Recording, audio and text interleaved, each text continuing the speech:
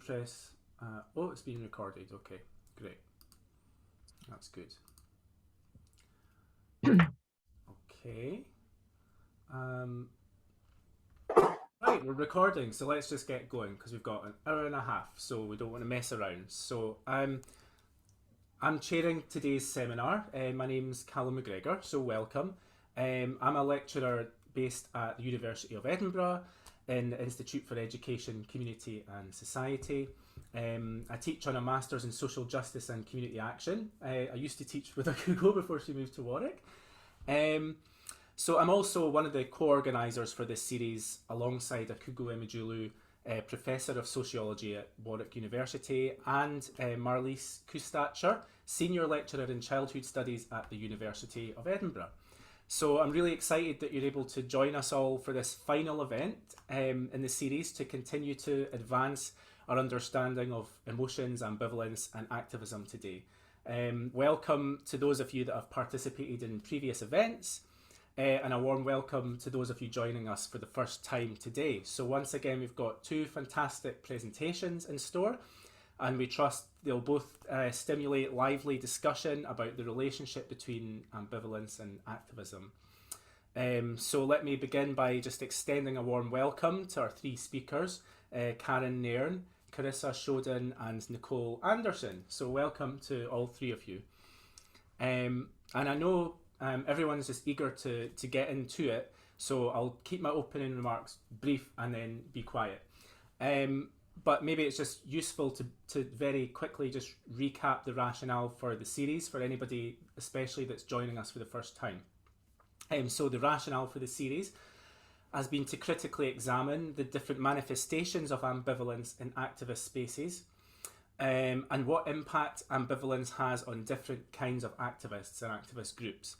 So we've intentionally adopted a capacious and expansive understanding of activism throughout the series, which has included things like crafting, mutual aid, community action, campaigning, grassroots publishing, and so on. Nevertheless, since ambivalence suggests contradiction, tension, uncertainty, hesitation, and so on, in some sense appears antithetical to activism, if by activism we mean collective actions driven by groups, held together by a passionate certainty of their cause. And perhaps it's for that reason that ambivalence might be considered counterproductive, ultimately something to be suppressed or disavowed in some contexts. But what's the cost of suppressing or disavowing ambivalence in activist spaces? I think it's an important question. In some contexts, ambivalence might be thought of as a privilege, to kind of luxuriate in your ambivalence, if you like, a privilege that other people can't afford. And that's certainly something that we've touched on in past seminars. In other contexts, ambivalence might be experienced as an uncomfortable or even a painful cost of navigating unequal power relationships, experienced by those that don't occupy normative or mainstream positions in a broader campaign, for example. And beyond this, some of our past presenters have explored the necessity of making space to sit with ambivalence, whether through embroidery or radical publishing or even teaching philosophy, for example. So in such contexts, such as these, ambivalence might be considered a resource or even an aim of activism. So if you've missed any of these past presentations and discussion, the good news is that you can go in and watch them on our YouTube channel. Maybe I'll just pop the link into the chat, but it's pretty easy to find if you just want to Google it, but I'll just pop the link in the chat just now. So you can watch the first three seminars on that link. So today we're going to continue the discussion and debate led by our three presenters, Karen, Carisa and Nicole. We're going to start with Karen and Carisa, who are going to speak for around 20 minutes, and then we'll move straight on to Nicole's presentation afterwards. So after both presentations, we'll take the question and answers. So you can pose your questions by posting them in the chat, or if you want, you can just pose your question directly to the speakers using your mic. So that's up to you.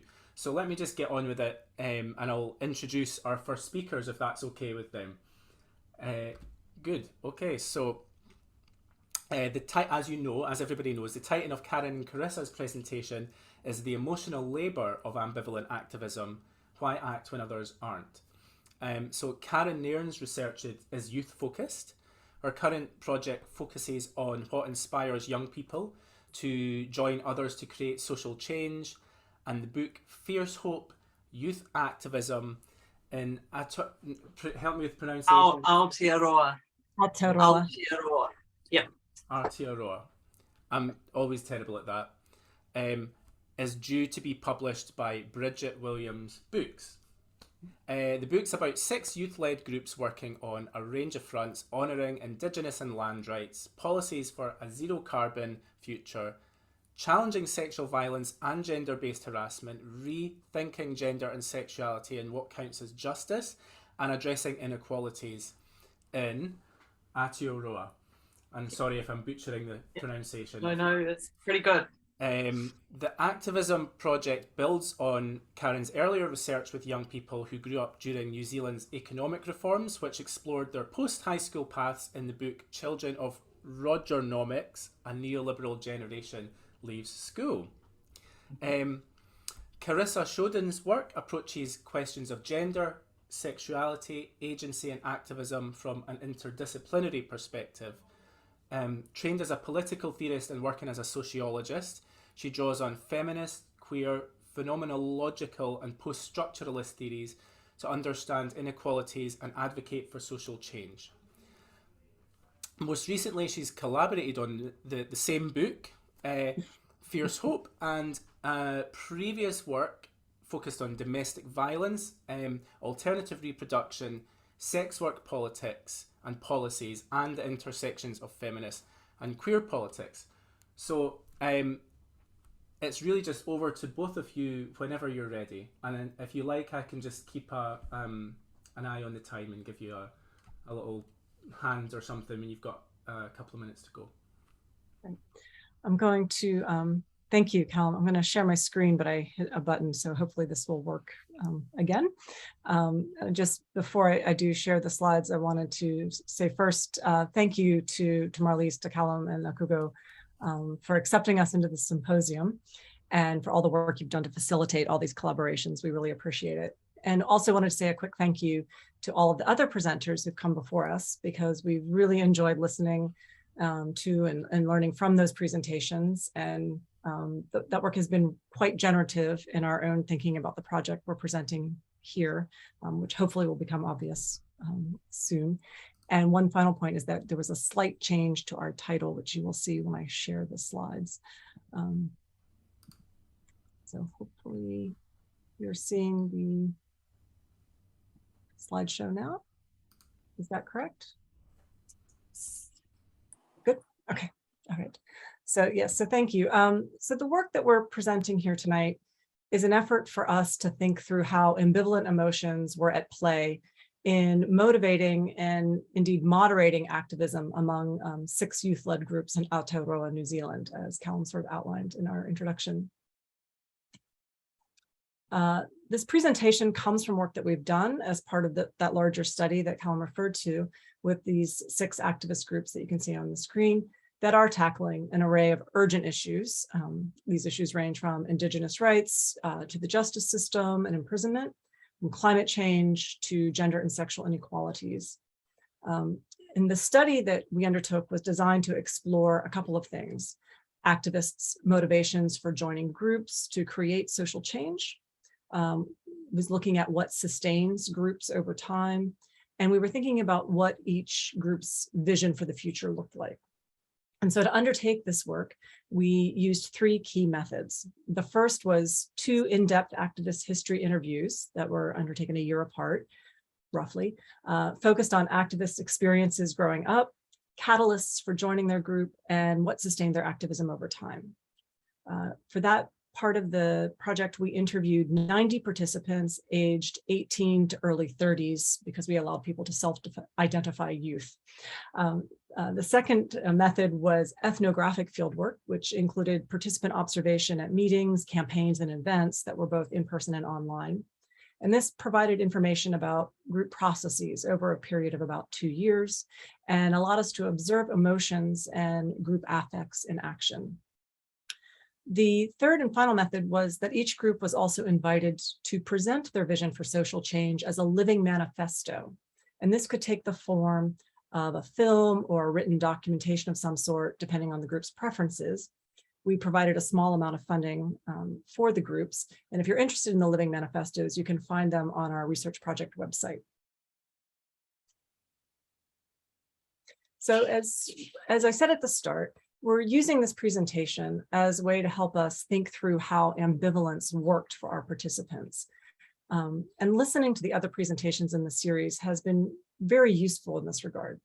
So in addition to Rothman's work that has framed the whole series, the second and third sessions in particular really developed the way that ambivalence involves high levels of emotional labor, and that ambivalence is a thinking and an emotional tool.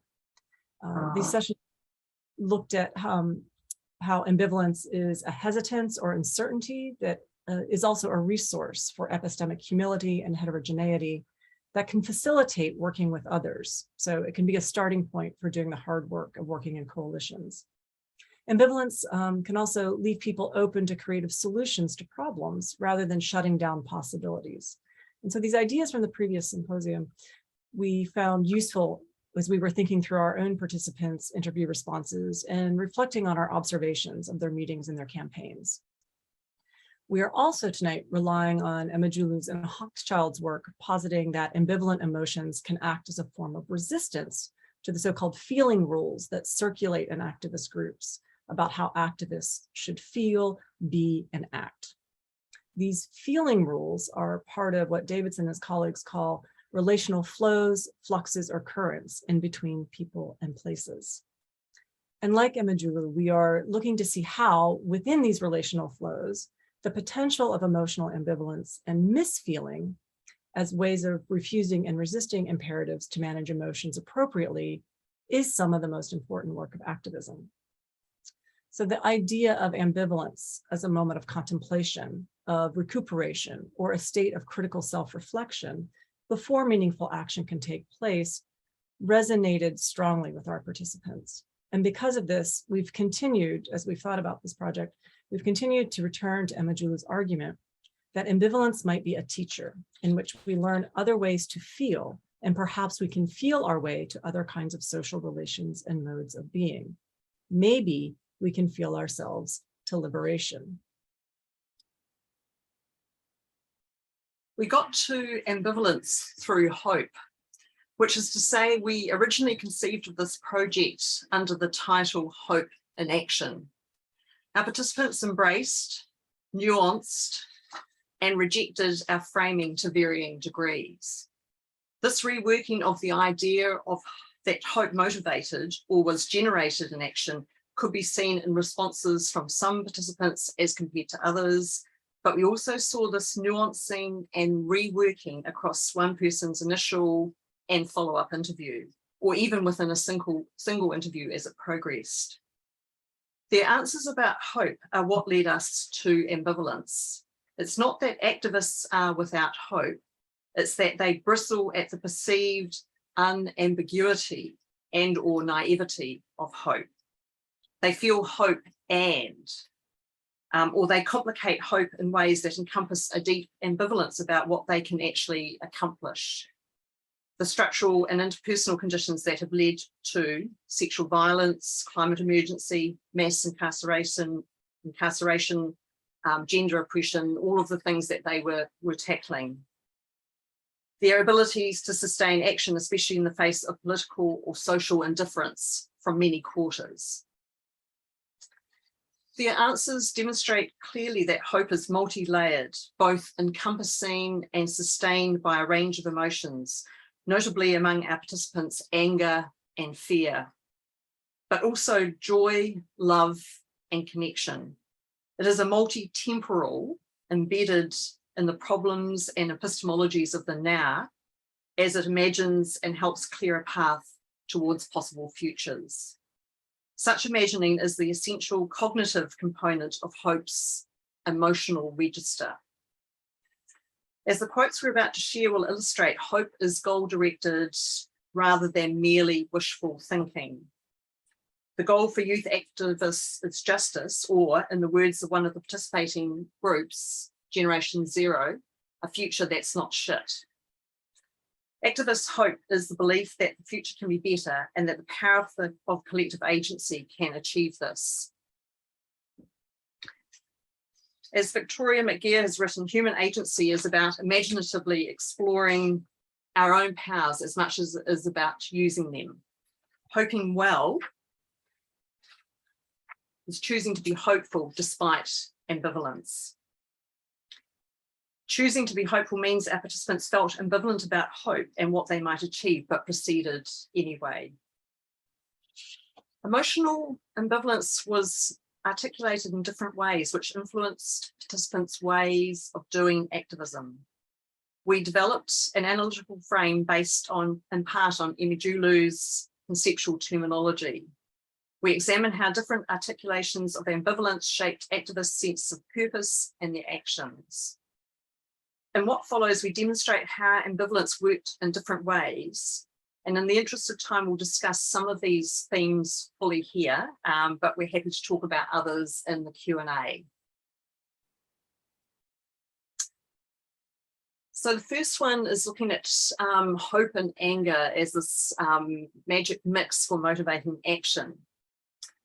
In this first quote from Letitia from the queer activist group Inside Out, we can see her deep ambivalence in being uncertain even how to name her emotions. And I'm going to read it to convey that. It's more like frustration or anger that kind of motivates me. But then I guess that's hope at the same time. I don't really know how to categorize it. Like the future is hopeful, but I'm angry about the past. But I guess I don't know how to articulate that.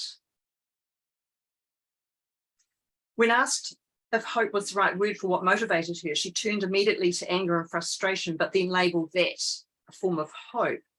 But she's also uncertain that any of these words accurately capture the emotive state of ambivalence that she's actually feeling. Her emotions are moderated by the temporalities of activism, reflecting forward and back, and by the sense of hoping well, being hopeful despite ambivalence. Annie picks up on the idea of ambivalence as a mix of emotions. Yeah, I think hope is a very important one. I wouldn't be doing this work if I didn't think that things would change. Sometimes it can be like anger, I think. Anger at, why aren't people doing things and how they're not supporting us? So yeah, both hope and anger. Note here that Annie's anger is fueled by other people not doing the work and not supporting the work queer activists are engaged in. Her action is spurred on precisely by others' indifference or hostility rather than stifled by it, which speaks to how emotions function in relational flows, fluxes or currents in between people and places. We also see ambivalence as part of the conditions of possibility for activism.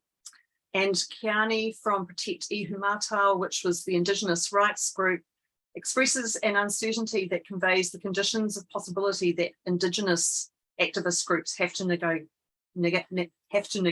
navigate when confronting settler colonial governments. Within this sea of uncertainty, Kiani is anchored by the guidance of Atua and Tupuna, deity and ancestors, across generations and time. And she says, I just always have to think about our Atua and our Tupuna have got some lesson for us to learn. It's taken a little while for them to teach us. And I don't know whether we're supposed to win this. When I first started, I thought I did. And now I'm like, are we supposed to learn something else? Sometimes I wonder, is this our lesson into leadership? Like, is this our tupuna trying to give us the fastest, hardest way possible for us to realize what a good leader is and how you're supposed to lead and get us ready for that? At the time of this interview, Kiani was not sure they would win, yet her ambivalence acted as a catalyst for considering how the political movement she and her cousins led could be a lesson into leadership. Kiani's ambivalence prompted a pause, a hesitation that facilitated her critical self-reflection, to draw on Mjulu's words, about what might be achieved. Irrespective of the outcome of the campaign, Kiani identified how a pause in her engagement provided a wider perspective on what was being achieved, including lessons in leadership.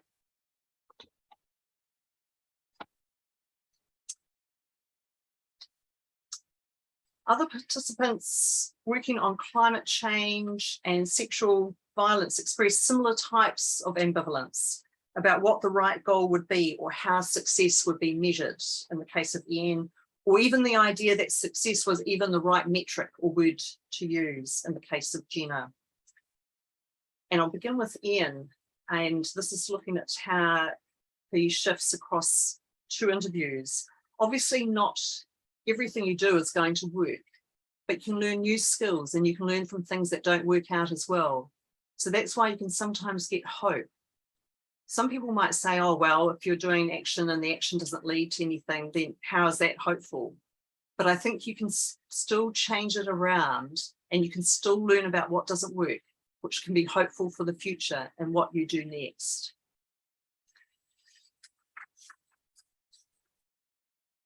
In his second interview, he elaborated, I guess you just kind of roll with the punches, because I think being an activist and being volunteers, you don't know what's going to happen. You don't know what's going to be guaranteed, because I mean, there's no playbook. So you've just got to do it.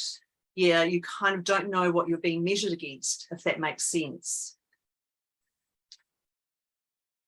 Finally, on this point, we see Jenna grappling with hopelessness at solving the intersectional and intractable problems of systemic injustices, while also getting excited about small pragmatic wins, and yet also feeling the sense of defeat that pragmatism isn't enough, that nothing will ever be enough. It just feels like there are so many problems, and it's like, how can we fix one of these, you know? I don't think we can fix sexual violence until we address poverty. And in order to address poverty, we need to, it's also complicated and intertwined with so many other issues. And I think it's really difficult to separate them and be like, oh, when everyone has access to sexual violence counselling and learns about consent, we'll have fixed this. But still, that's incredible. That would be so great. That would be such a good thing, but it's not going to solve sexual violence. So Jenna's words wrap us back to Ian and Kiani's ambivalence, being open to not knowing what counts as winning or what one is meant to win from any campaign, and yet not letting that unknowingness stand in the way of being open to learning and open to re-evaluating. Both what success means and whether it is possible are unknown. And yet knowing this facilitates a particular orientation and commitment to doing something with others. So this leads us to a second group of themes that emerged from our interviews, which is this idea that it's groups that can help moderate ambivalence, or at least hold on to ambivalence in a way that helps to reduce the risk of burnout. And across a range of groups, our participants talked about how doing activism in groups rather than as an individual could help facilitate ambivalence as productive, and because of that, lessen the likelihood that they would burn out. And this is partly because as individual energy ebbs and flows, others in the group can help pick up the slack. But it was also because groups provided opportunities to feel together and to feel less alone. And while at least a few members of all of the groups that we worked with mentioned this, we thought it was significant that so many members of the anti-sexual violence group Thursdays in Black raised this issue in some form. And we're postulating that collective ambivalence matters so much here because of how stigmatizing and isolating sexual violence and dealing with sexual violence can be. It's true that we also conducted these interviews just as Me Too was top of mind, with many important cases that were occurring in New Zealand, sort of being in the news pretty much every day. And so you can see this in the quotes here. The first one's from Angela, who says, "I definitely feel sometimes like, why am I doing this? We can't make a difference. People are going to keep doing sexually violent things." But then we have events like this activist and expert panel that she was reflecting on. And it makes me realize, no, we've got to keep going. Or Rose, who says, "I guess everyone has a level of anger and frustration and sadness about the topics that you deal with or the topics that you're actively working against, because it's such an emotional thing anyway. And it's such a horrible thing. And it's so prevalent and it's such a big deal. And that you can't help but be a bit overwhelmed by the scale of what you have to do to combat it. Like, a 24/7 kind of thing. But I would say that Thursdays in Black gives people direction for their emotions, for their frustration, for their overwhelmedness, kind of gives them a path to go on and to say, look, it is scary and overwhelming. And, it's a horrible place out there. But if you do this, it could get better." There were participants at various points who at various points tipped from ambivalence to burnout. But what we found interesting and relevant was the ways in which groups could facilitate a productive rather than a destabilizing ambivalence. That is, groups facilitate hoping well, choosing to be hopeful despite or perhaps because of ambivalence. And this is enabled by the affects generated through difficult conversations and the ebb and flow of emotions between people. So groups help their members reconcile different ways of feeling, as we hinted at in the Ambivalent quote from earlier on in our discussion. And this leads us to another theme that emerged from the interviews that we're not going to have a lot of time to talk about here, but we do want to mention it briefly. And it's this idea that ambivalence is temporal. And this temporality was seen in emotional shifts over the course of doing activism, from anger to hope, from optimism to pessimism or pragmatism, in the ways that none of these were absolute states, but that emotions ebbed and flow over time. And, excuse me, one particular valence of this comes from this quote from Charlotte, who's a lawyer who volunteers for the prison abolitionist group Just Speak. So she spoke about how hope comes and goes and is complicated by the anger at her ancestors. This causes her heartbreak and it drives her sense of an obligation to act. At the same time that, like Laura, and one of the earlier quotes that we had at the beginning of the presentation, Charlotte here is struggling with how to even put words on feelings, right? So she says here, hope comes and goes depending on what is happening. But yeah, it's absolutely a driver. I think anger, particularly as a Pakeha trying to help fix the criminal justice system, just anger at what our ancestors have done is a big driver. I don't know if it's an emotion, but kind of heartbreak. I can't think of a better word for it than that. Again, at what our ancestors have done and what many communities are facing as a result of that. Just, yeah, I don't know if there's a better word for it than heartbreak, but I describe it as that. What else? Again, I don't think it's an emotion, but a sense of obligation. Particularly with community law, I see it as a professional obligation when once you're a lawyer, you've got all these tools. It's an obligation to use those, at least in part for the benefit of the community without receiving a reward for it. So we're going to skip now, in the interest of time, onto the fourth theme that we wanted to talk about, which is the way that seemingly negative emotions produce what we might call positive affects or actions or results. So in Rothman and colleagues' work that has served as a kind of grounding point of ambivalence for the whole symposium series, they describe ambivalence as the simultaneous experience of positive and negative emotions or cognitive orientations towards persons, situations, objects, tasks, goals, or ideas, and the feelings of tension or conflict that result. And while this is useful for thinking about what ambivalence is or feels like, we want to move away from labeling emotions as either negative or positive, because whether an emotion is either of these things is quite highly contextual, right? That said, queer rights activist Avante describes emotions like spite that many would think of as wholly negative. And yet the effect of spite mixed with other emotions produces in Avante a clear positive sense of self and group, alongside a dogged commitment to working to address sexual and gender-based injustice. So Avante was asked if they felt like it was hope that motivated them to belong to groups and do the activism that they do. And their answer wraps up ambiguity in two ways. It's a mix of complex and contradictory emotions that generates a tension or unsettled affective energy that I think is really palpable in this quote. But then also, as we said, Avante also expresses ambivalence because they articulate seemingly quite negative emotions, but they cast them as positive, or at least as more complex and potentially generative than one might expect, given the strong emotions that they list. So such ambivalence harkens back to the discussions in previous symposium sessions about the necessity of ambivalence to see new creative paths forward and to not become dogmatic in one's own beliefs. So again, does hope motivate you? And Avante says, I think yes, partly. And I think I said this last time, part of it's like spite. I think that racists and homophobes and transphobes think the worst of us and they underestimate us and that we can be so much more than what they think of us. And the person interviewing Avante said, yeah, and last year you also mentioned frustration and anger in addition to spite. And Avante says, yeah, that sounds about right. Yeah, lots of hope, and then some spite, some anger, some frustration.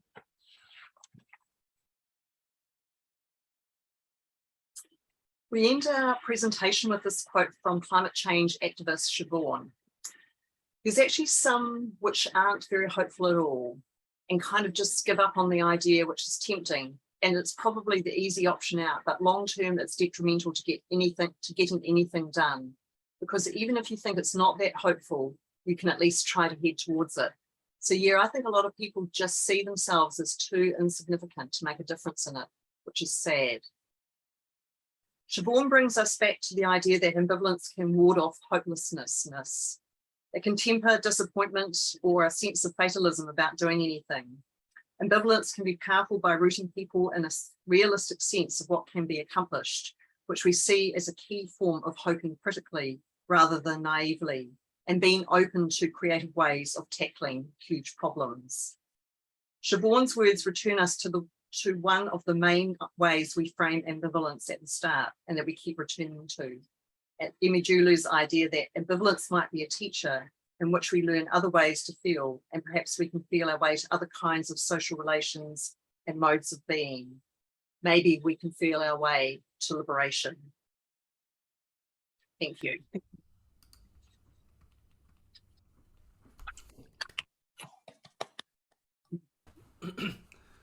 Thank you so much. That was excellent. I was busy scribbling away there before I tried to put my camera back on. For those listening, do save any questions that you have for the Q&A after our next presentation. But do feel free to post them in the chat at any time as well. That would be fine. So we're going to just move on straight on to the next presentation just now.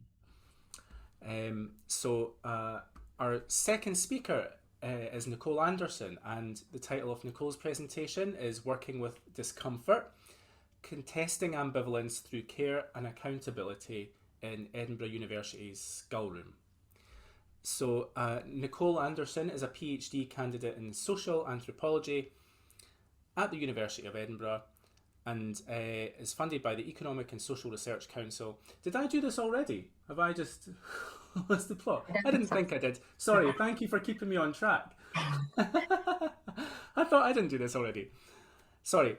A PhD candidate in social anthropology at the University of Edinburgh, funded by the Economic and Social Research Council. Nicole's research interests include critical museology. Is that how you pronounce that? Right, okay. Critical museology, material culture, anti-colonial pedagogies, and the politics of emotion. Nicole's currently conducting fieldwork investigating what justice may look like for Indigenous human remains held in the Universities of Edinburgh and Aberdeen. She's been published in the Journal of Museum Ethnography, Rethink Journal of Creative Ethnography, and The Unfamiliar, and is on the editorial board of the Postgraduate Pedagogies Journal. So it's over to you, Nicole, whenever you're ready. And Thank you, Callum, for the introduction, and thank you to Karen and Carissa for your wonderful presentation. And I have lots of questions after, and hopefully I can get the slides up. Sorry. 1 second.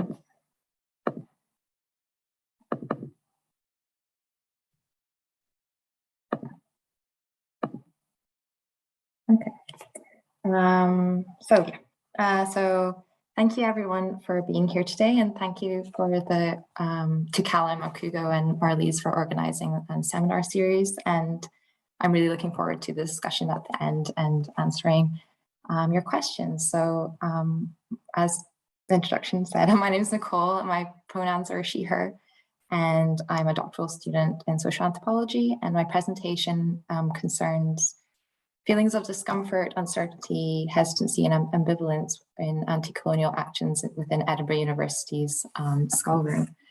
I'm just going to get my stopwatch so I can make sure I'm on time. So just a forewarning for you all, my presentation is talking about colonial violence and trauma, and in the next slide, there's going to be a picture of the schoolroom, but then the individuals' identities and kind of faces, I guess, are blurred out. And I'll be talking about the context of the schoolroom in case that's distressing for anyone for the next few minutes. So hidden from the public eye in the University of Edinburgh's Anatomical Museum lies a mass grave. So I encountered the schoolroom in the last year of my undergrad, and it's a small room with 2 floors, panelled in dark wood, that contains a high density display of craniological remains of nearly 1,400 people. These people were stolen from over 55 countries around the world and classified and displayed into different racial typologies. Sir William Turner, who was professor of anatomy and later principal of the university in the 19th and early 20th century, would ask his graduate students working in the colonies to send them back remains by any means necessary. So often these people were stolen from graveyards, from burial grounds, from battlefields, and taken to Edinburgh. And as a result, there's very kind of poor provenance about their histories and their biographies. So for example, one of the people in this room, the only information they have about their biography is that they were found under the floor of a hut in British Columbia. Today, British Columbia has over 200 First Nation groups, so it's difficult to identify who their living descendants are. And although the University of Edinburgh has a positive approach to repatriation, it only facilitates returns on request. It has a reactive repatriation policy. And this is where the kind of discomfort and ambivalence is created, and that this paradox is created that descendants cannot initiate requests because they don't know their ancestors are interned here. And as there's no legally binding legislation that forces institutions to operate proactively, it means these people in the schoolroom are effectively stuck because they are unaffiliated just now. So they're waiting patiently to be encountered, to be moved, or to move others, as I will be discussing. They're waiting to be identified or to be given back. So my paper is examining the ambivalence and uncertainty in asking what restorative justice may look like for these people. And my doctoral research, which uses ethnographic research, archival work, and kind of institutional ethnographic work, looks at First Nations, Métis, and Inuit human remains in what is now called Canada. But in this presentation, I'm kind of just talking about the room more generally. But I also wanted to use this moment to point out that this is not the only unmarked grave to exist of First Nations, Inuit, and Métis remains, and addressing the dispossession of these people is of a special sensitivity, considering the discovery of multiple unmarked graves of children who were killed in residential schools in Canada. And I just wanted to remind and acknowledge that as of June 2022, over 2,000 children who were killed there have been uncovered. And so even though these residential school graves in the schoolroom, these people have been interned through different circumstances, both sites operate through similar racial logics, and these logics of dehumanization and extermination of Indigenous folks. So considering this colonial violence, I argue that anti-colonial commitment in these spaces requires researchers to instigate uncomfortable and unsettling conversations on what is best practice for these people, especially when it's not clear who has rightful custodianship over these remains. And this produces this uncertainty because the people who work with this collection, both the curators and researchers, are non-Indigenous, so they don't have a kind of authority to speak for these people.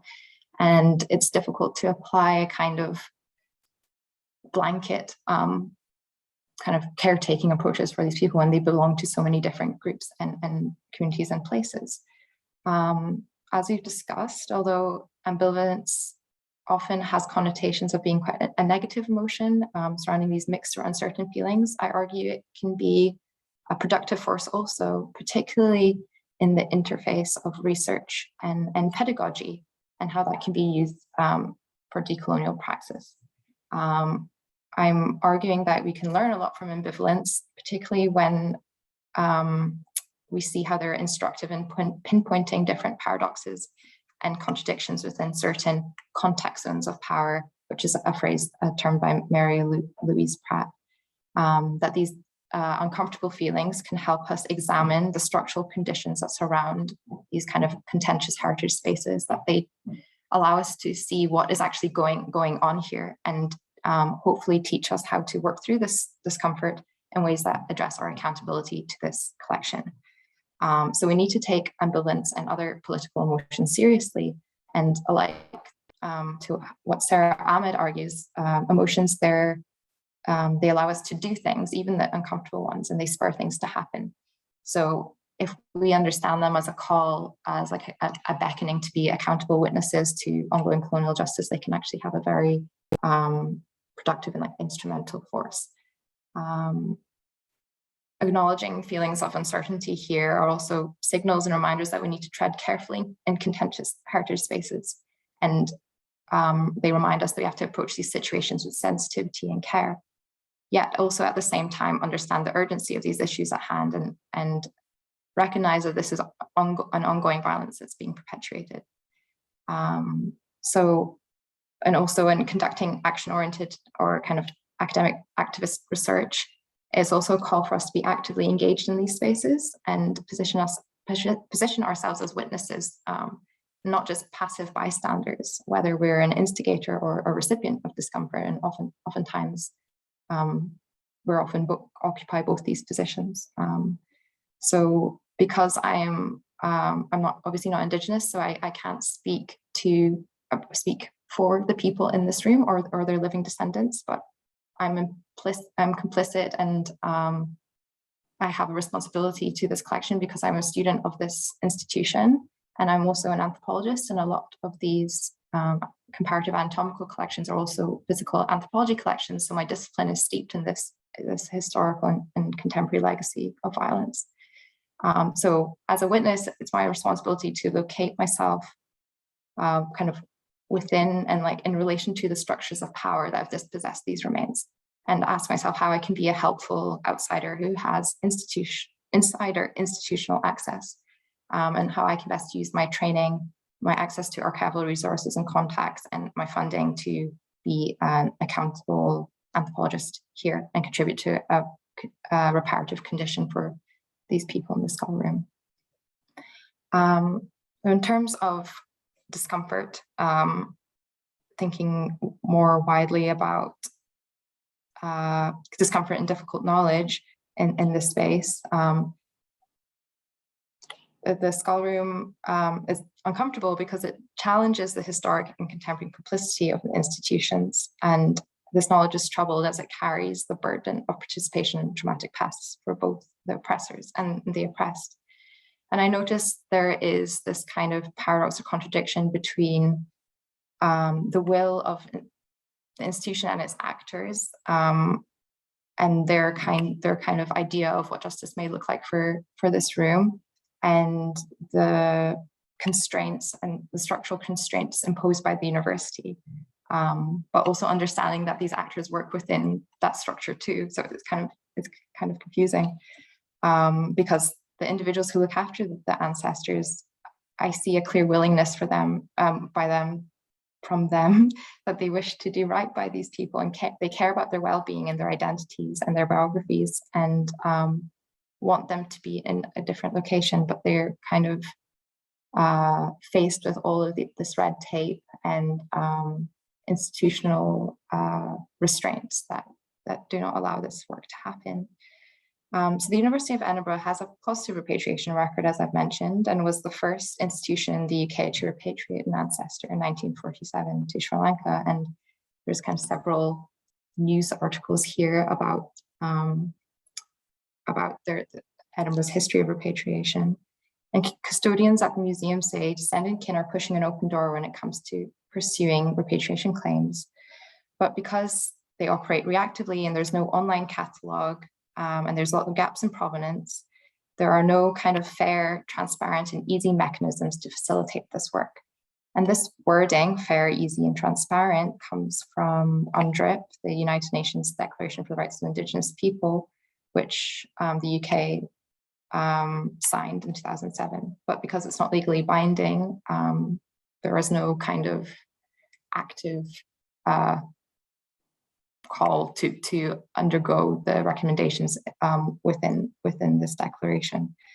And so when requests are initiated, the process is very long, slow, and expensive. For example, the University of Edinburgh's repatriation policy states that requests must come from a suitable representative and supported by a governmental body or like a museum, a national museum. And the university they assemble this committee, which meets quarterly and debates the appropriateness of the representative and also the cultural significance of the quote item/object, so not person. So they'll debate the significance to the claimant and to the university. And because these collections are deemed to be the legal property of the institution, despite being taken by illegal means, the university court must also approve any transfer of title, and they only meet twice a year. So this process is really slow and it often takes years for an ancestor to be returned. And despite Edinburgh University being one of the wealthiest in the UK, and their income last year totaled £1,187 million, there's no specific funding set aside to facilitate these returns or to initiate outreach to communities. So the institution it still continues to exist as a site of contested social relations and asymmetric power relations, where responsibility is placed on communities to instigate these processes, often at great expense and considerable emotional labor. So even though these museum doors are said to be open to repatriation requests, the door is still very heavy and kind of difficult to find also. Discomfort also arises in knowing how to act in this space without making damaging assumptions. For example, it's also harmful to maybe assume that all communities would consider repatriation as appropriate, particularly when the provenance is so uncertain for some ancestors. Some communities would want to know it is their ancestor being returned for certain. So institutions cannot just push remains onto people who might not want them just because they are too uncomfortable to contain. And I noticed that ambivalence also arises in the difficulty in knowing how to kind of solve this problem. And it's noticing this desire to solve it, I think, that is what is uncomfortable. And I think this is a reason why being attuned to our emotions is important, because it's a reminder, this discomfort here reminds us that decolonial work is processual and there's no kind of end goal. It's not a tick box exercise, that it is a structural commitment and that it's open-ended and involves understanding that repatriation is not the only possible futurity for this collection, but it's a commitment that requires constant interrogation, building and sustaining networks and relationships, and a commitment to creating a more reparative condition. And networking and relation building is key to this, although also difficult to know where to start.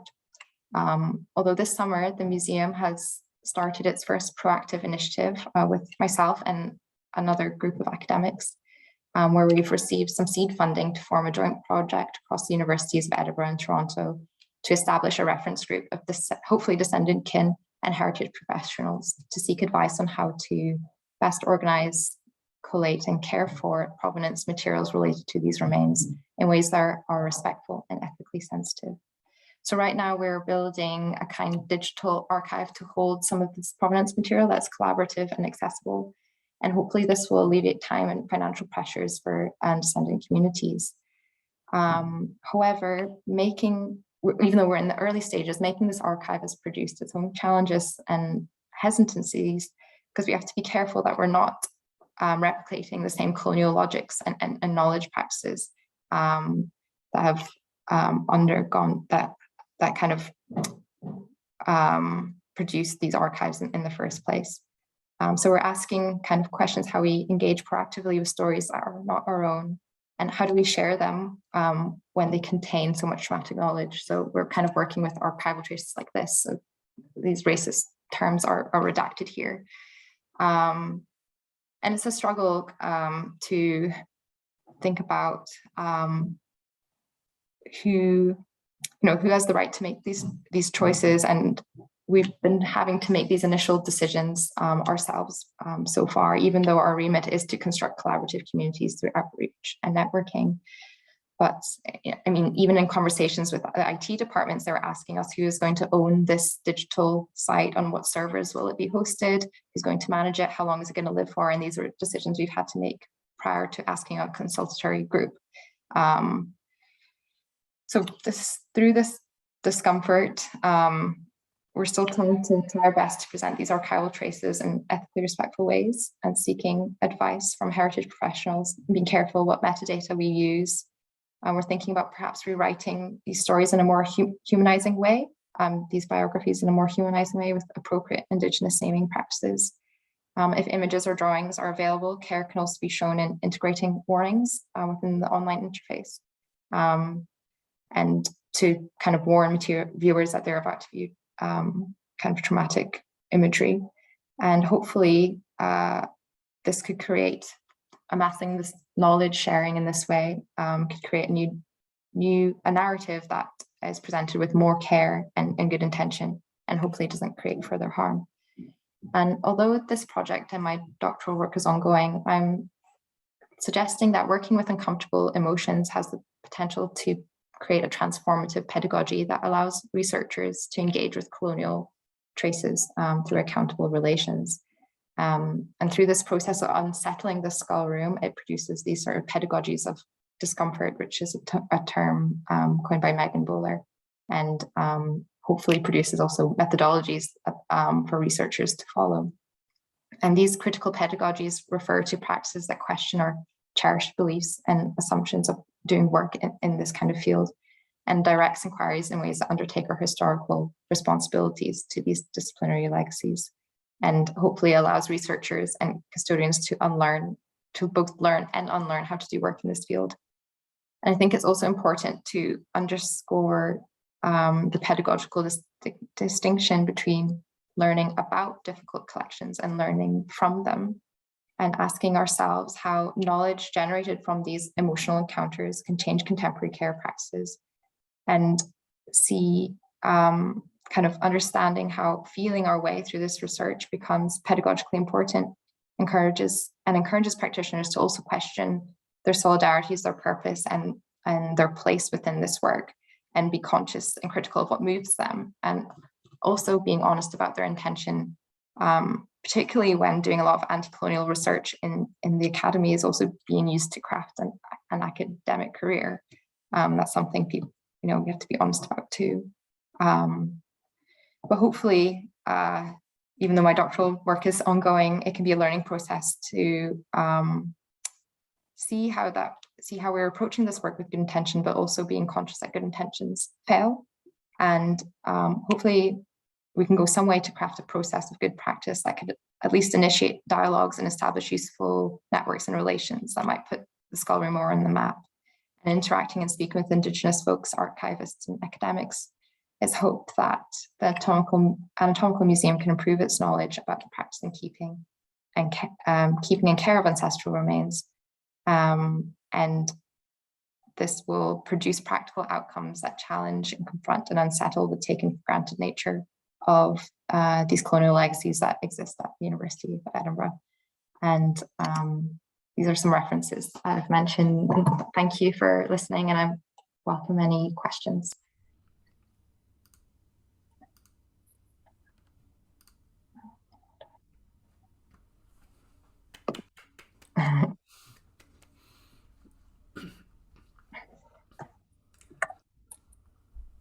thank you so much, Nicole. And thank you to all of our speakers. So we now have half an hour, I think, or right on 1 o'clock. So we've got half an hour, all the rest of the time really, for the Q&A. So do feel free to pose questions directly using your microphone, or you can post questions into the chat for any of our speakers.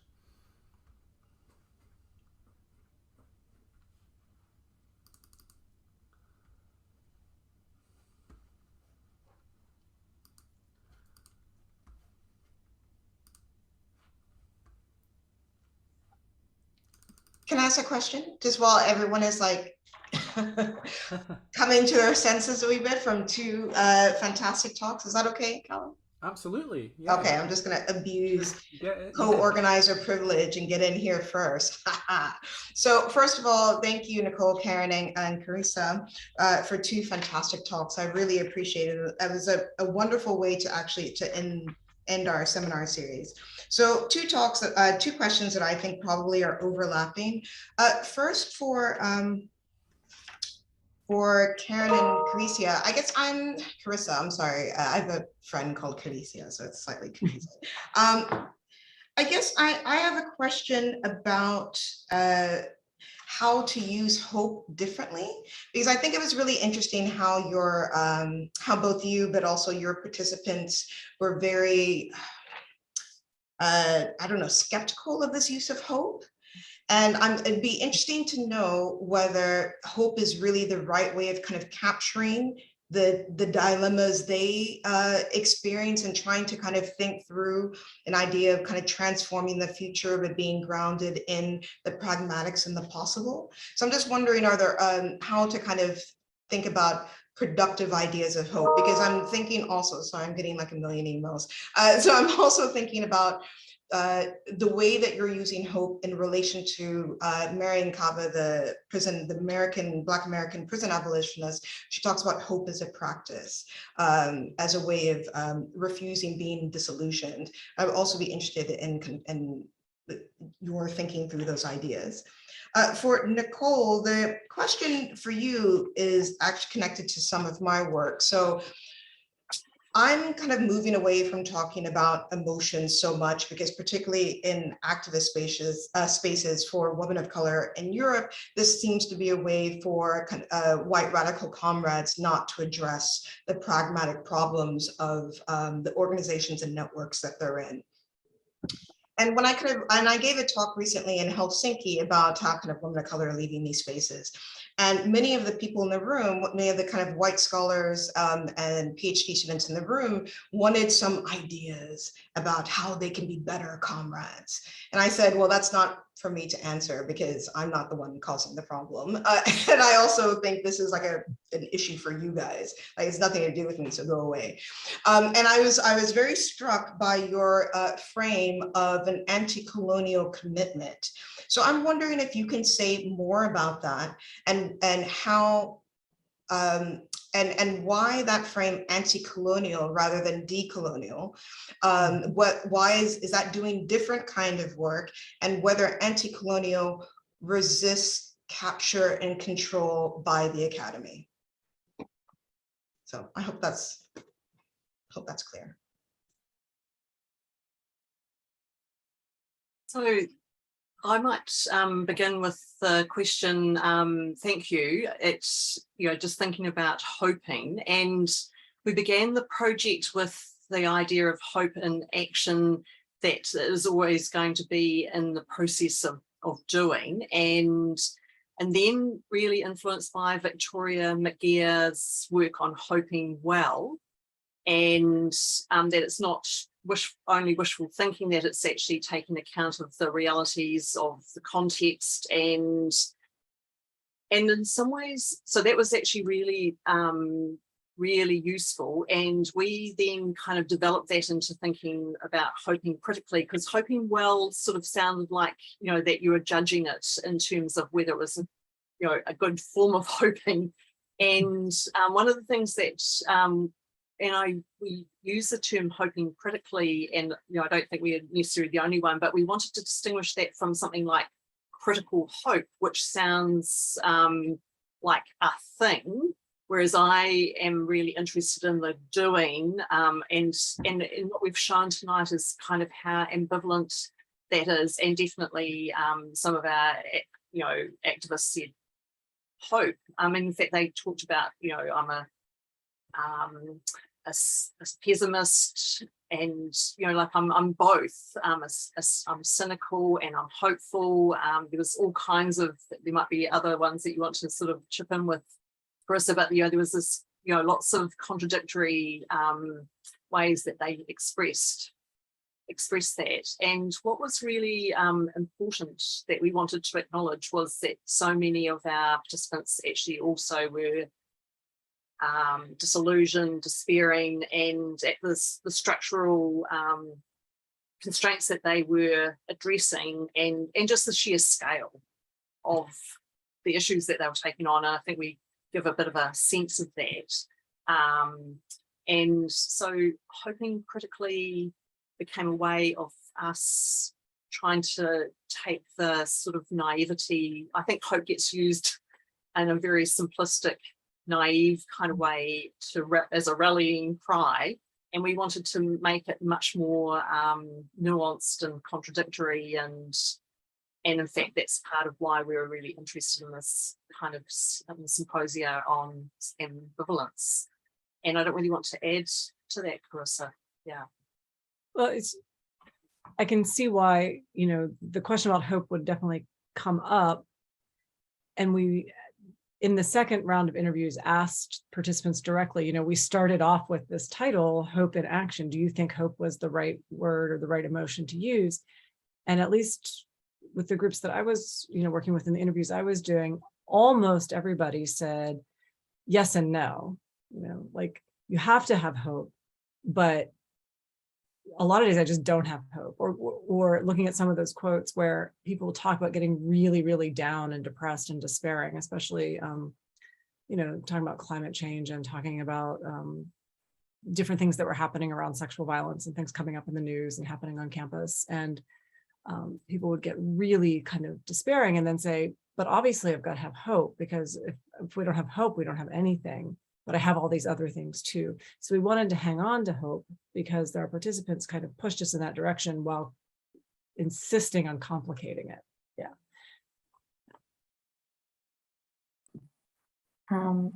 Thank you, Akugo, for your question. And it's a difficult one, but it's something I've been thinking about, the distinction between anti-colonial and decolonial.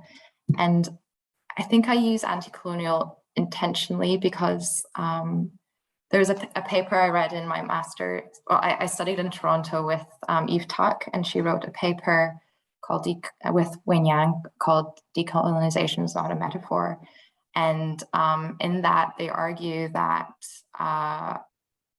decolonization is a term that's specifically used to return dispossessed land to Indigenous folks, and that when we use it in other ways, such as like decolonizing our museums, decolonizing our mind, it waters down that very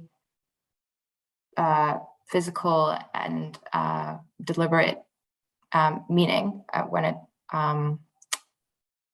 in the context of returning land back. So although I guess like formations of like the terms decolonial and anti-colonial are very like intertwined, I think when they're applied in institutional settings, it's kind of more useful to use the term anti-colonial, especially when you see the institution as obviously a new colonial institution. Anti-colonial feels more like it's being used more directly to refer to acts of very like non-passive resistance against those structures of power, those institutional structures of power, and that I don't know, it seems again more specific and purposeful and intentional to use that word in these kind of heritage contexts. And hope yeah, again, it's sort of like in terms of researching back against the same structures and logics that dispossess these remains in the first place. So I'm thinking about that, although I often struggle with the fact that I'm working against the institution while I'm in the institution, and like Audre Lorde's, like the master's tools can't dismantle the master's house, and it's something I'm, like struggling with and producing really contrasting and conflicting emotions. So I'm hoping by the time my doctoral work is finished, I can say that I've done something small, like at least something to say I've done something like actionable in the course of these kind of 4 years. It's like a short time, something anti-colonial against the institution in some ways. But yeah, I don't know. It's kind of a messy situation. I don't know if that answers the question succinctly or not. No, that's great. Thank you. And I love that little subtle flex. It's like actually when I was studying with Eve Tuck. So like, that's very good. Love that. So. Yeah, I was fangirling throughout all of those lectures and seminars.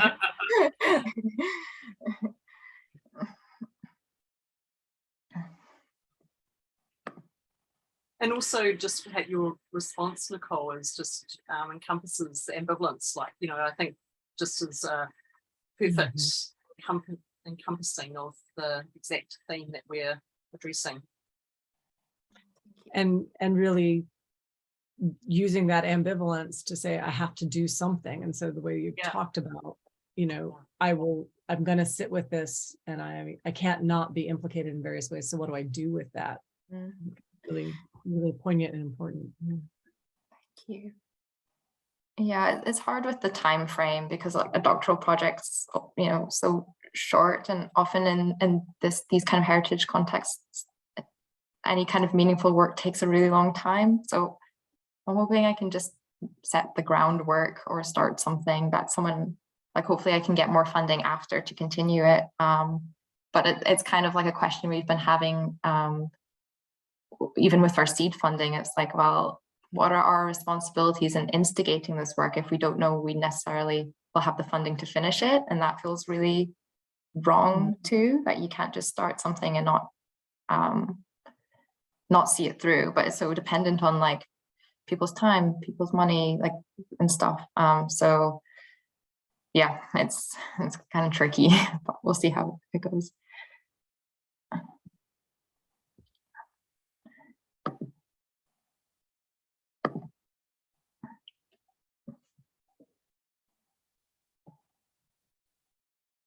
Have other questions? I can't see anything in the chat just now.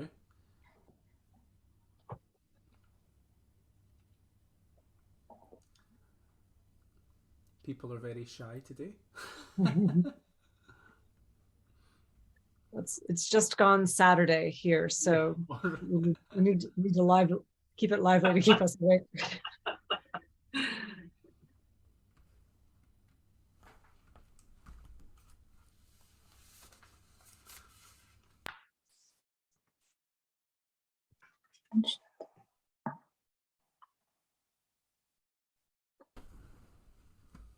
There's a question from Marlies in the chat. Great. Okay, so Marlies is asking a question. Okay, so Marlies is just asking, saying, Nicole, your presentation made me think about the tensions and overlaps between individuals' views and actions, or non-actions, and those of the institutions made up by those individuals, as another form of ambivalence. I was wondering if you have any insights on how this is negotiated by members of Edinburgh University from your research or by yourself as the researcher. Also, if this is an issue encountered in your work at all, Karen and Carisa. Yes, so I've been reflecting on this because as I move through my fieldwork and my interviews, and as I've been speaking to more institutional actors, I can also notice myself not necessarily changing my mind about certain things, but trying to understand their perspective with these really long and bureaucratic processes. Because from their perspective, so the institutional actors and the people of the university senate and all these committees and the curators somewhat, is that they have all of these really stringent procedures as a form of due diligence. So making sure that the right evidence is looked at and appraised, and that they're definitely doing the right, returning the ancestor to the right people, and that they're going to be cared for. And like on the outset, that looks like, again, very, on the outside, it looks kind of like a very it is a very formal and kind of very Euro-American way of looking at, very kind of legal way of like treating and these ancestors and thinking about like titles and ownership of property. But it's like a way, I think it's like the only way the institution knows how to do it. So they're trying to create like this reparative condition through the only means that is available to them, which is like going through these same kind of Euro-American legalistic and procedural and bureaucratic ways of doing things. So that's kind of like their perspective. And I guess also it's, I can feel myself, my opinion changing on the kind of the slowness of it all, because actually in thinking of when I was kind of looking at the other seminars and thinking about ambivalence as like hesitancy and uncertainty, I think slowness is not necessarily a bad thing sometimes. Like obviously when you're talking about returning someone's ancestor and the pain and trauma that has for them, you obviously want it to be, that is a matter of urgency too, but also I guess in terms of repatriation claims, that should be urgent, but in the kind of in-between things, in between that, the interim, perhaps slowness and hesitancy is also a kind of a good thing, because you don't make any kind of rash or rash decisions or fast decisions concerning the care of the remains, because you don't want to apply a very kind of blanket way of treating all these people. But yeah, so yeah, I don't know.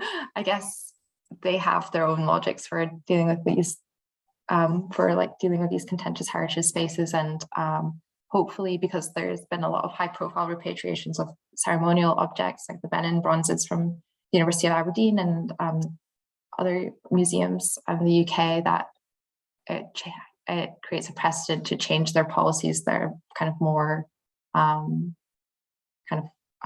taking into the concerns and on the terms of Indigenous folks rather than the institution itself.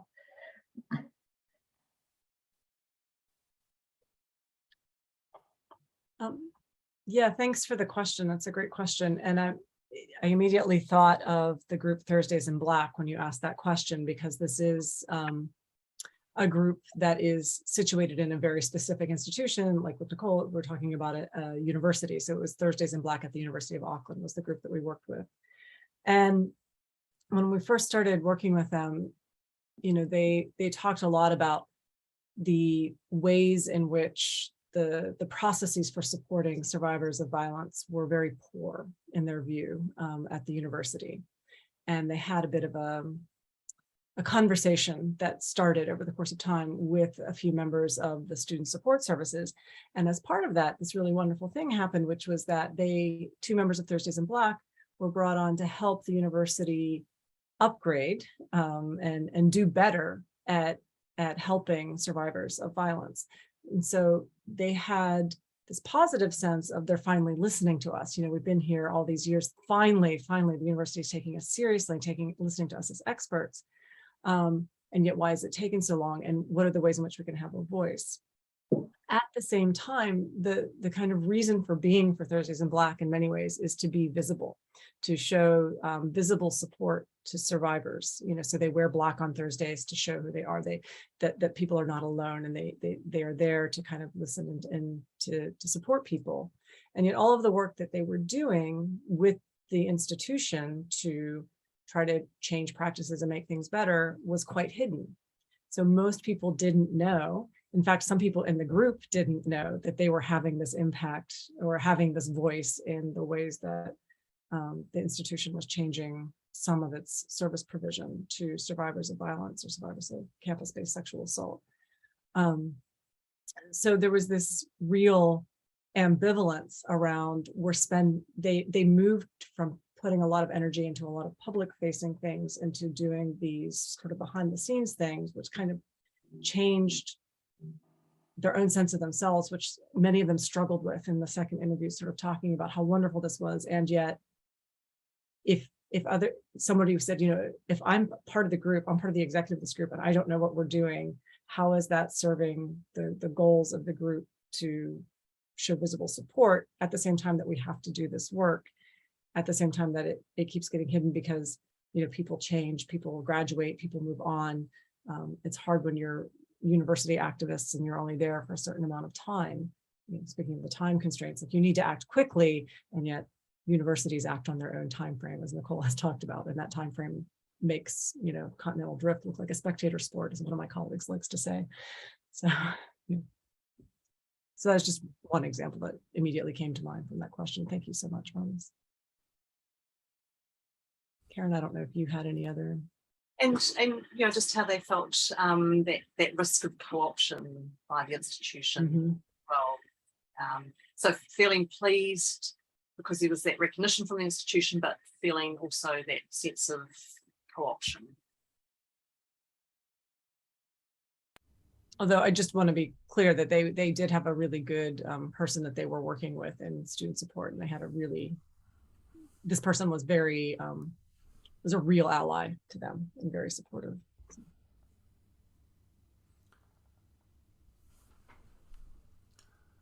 So do we have any other questions from the floor? I'm keeping an eye on the chat as well, and I can't see any more in the chat at the moment. I'm always happy to jump in and ask a question, but I don't want to take up the space if other people have questions to ask. We still have... Ask your question, Callum. Don't make me cyberbully you. Yeah, ask your question. Okay. So actually this one I think is to Karen and Carisa, and so I was really interested in the way that you were talking about how groups help to, I think you said, help to moderate ambivalence, and that's related to this, experience of burnout and reducing the risk of burnout. So what I wanted to kind of ask is, in your kind of research, were there kind of like contexts also where the groups were the source of the ambivalence as well? Is that something that kind of emerged in your kind of research with these different activist groups? And if so, could you sort of say a little about that? Yes, and there's like we, and amongst writing the book that you talked about at the beginning when you introduced us, Callum, which I really appreciated, and we write a section about conflict, and I think that's I suppose a place where ambivalence plays out, and how groups worked with conflict in really different ways, and there was conflict in terms of differing views on what was most effective action to take. There was conflict that was interpersonal. I mean, one of the things that someone said in our research was that you end up in an activist group working with people that you might not necessarily like, but you really are passionate about the cause, and how to negotiate all of that, and how that actually mostly works out when everyone is fired up and passionate and there's a sense of purpose. But when things don't go well or as to plan, or there's varying views on what counts as effectiveness, yeah, we witnessed some conflict. And just thinking about how much that reflects ambivalence, I think also reflects people who aren't ambivalent and actually feel really strongly about their views, and riding across other people who have got contrasting views, and how that kind of gets managed and we notice people who were actually really effective at sharing and challenging others in some of those situations of conflict. Also, the other, Protect Aotearoa group, like there was a number of participants who commented, particularly Pākehā or non-Māori participants, who commented on how long they took at their meetings to discuss. And I think in some ways that was a really interesting way that ambivalence was possible to actually talk about it and take time over it, and not even necessarily resolve it. Like I'm not saying that it was all cozy and there was still conflict, but what one of the activists who'd been in a number of activist groups she was just really surprised at how much time was taken. She said usually in activist groups, if someone is sort of introducing contrasting viewpoints, they would often be taken kind of aside, or it would be discussed after the meeting, because they want to avoid derailing the meeting. And she thought that was really good that it kind of was worked through and time was taken over it. And so that is another really interesting sort of angle that we talk about. And I don't know whether you want to add to those examples, Carisa. No, but I know exactly what interview you're referring to, and exactly, because she really talked about how there was that sense of getting quite frustrated at these meetings that would go on for hours, but that the point is we're doing this differently, and that generates a kind of tension. We're going to do this until we have heard everybody, and we've maintained relationships, even if we still have conflict, that the relationships are the most important thing. And there is that tension in kind of that sort of, I would say, Western way of doing things, and a much more kind of, sort of relationship caretaking Maori sort of insistence on building and maintaining relationship and listening that came through. Yeah. Whereas, just another angle on that, we work with, a climate activist group, Generation Zero, who kind of, some of their members realised that actually if they were wanting to engage with Indigenous climate action groups, that they would, that they needed to build relationships rather than just expecting them to turn up as allies. To an action that they were planning, and that the relationship building was actually more important than determining the action sometimes, in many cases. Yep.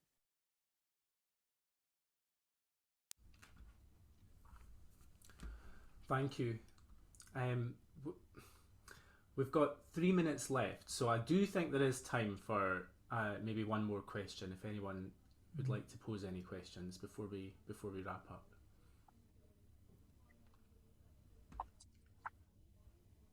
And I just say, I thank you for that recommendation, Akugo. That book, I saw it when it came out, and it's remained my favorite book title ever. I used it, like I kind of I remember reading it cover to cover for my PhD thesis, and it's probably one of my favorites and a classic of American political behavior. So if you guys are interested, yeah.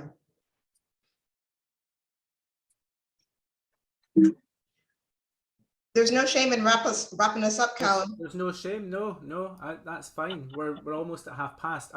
Just so the audience appreciates, I think it's probably now ticked over into Saturday for Carissa Yes. and Karen. It's 12:30. It's dark outside. So major gratitude for you doing that. So that's fine. So we can wrap up. So once again, thanks to everybody for turning up at this final seminar. Thank you to our speakers. It's been a fantastic last seminar, and I'm aware that since it's our last one, people might be wondering what the next steps are, where we go from all of this. So what I can say is that we're currently in the early stages of working with Bristol University Press on an edited book entitled Ambivalent Activism, working with contradiction, hesitation and doubt for social change. I think that is the title. And so,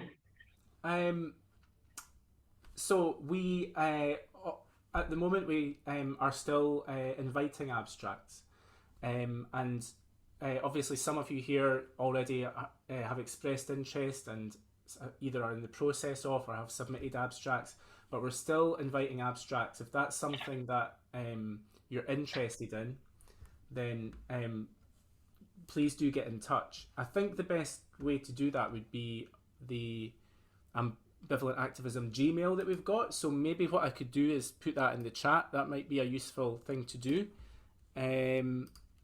I'll just do that if you can hang fire. And I also say that, and particularly if you are outside of the United Kingdom, we would warmly welcome an abstract from you. Because as usual with these things, we don't want to just only hear from the experiences of the 4 countries of the United Kingdom. So further afield you are, the happier we shall be. Happy to oblige, being far afield. On the opposite Only side. time the British want the foreigners. So this is it.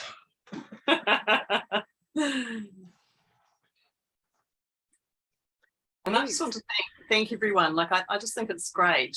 I mean, thank you as the organisers, but also it's fantastic that everyone was here tonight or this today. Whatever time zone you're in. Yeah, thank you. Yeah, thank you so much for organising these seminars, and from hearing from all of you as well. It's been really fascinating, and I'm looking forward to how things develop from here.